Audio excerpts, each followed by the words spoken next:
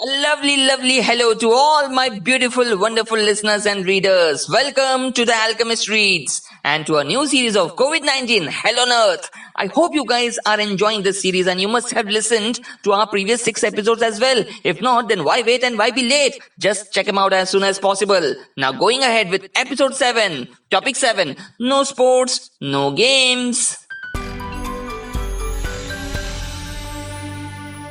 Winner, chicken dinner, winning! Are some of the words which just distinctly come out when we get that winning hand or win a game actually out there in the stadium.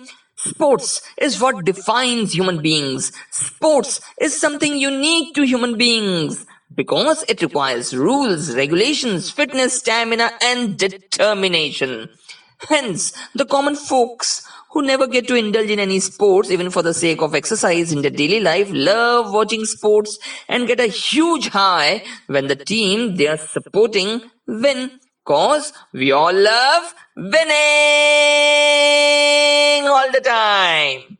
We all love to be high on the adrenaline rush all the while, and this kick of being the best after competing with the sad best is just the rush we love to have within ourselves. But this is where this Covid-19 has been so hurting. It has completely brought to knees the entire sporting world and all its contests and World Cups, including that mighty Olympian event in the world of sporting events, this year's Tokyo Olympics 2020.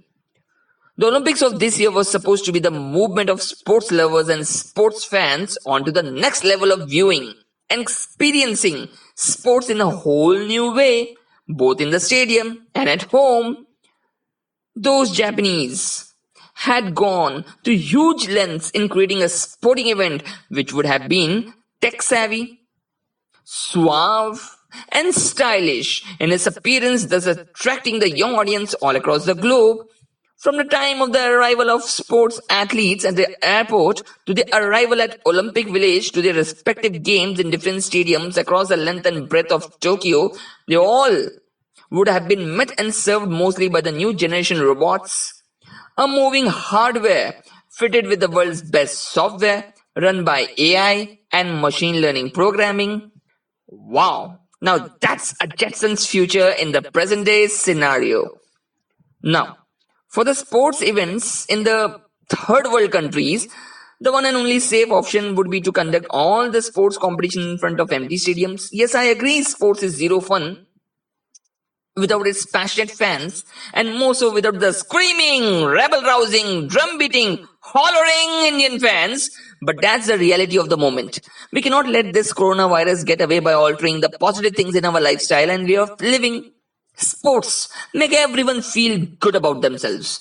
So world governments and their sports bodies need to figure out how to bring about 15-20 players at a time on a turf, a rink, pitch, ring, and let them play with as much social distancing as possible by abiding the rules of the game.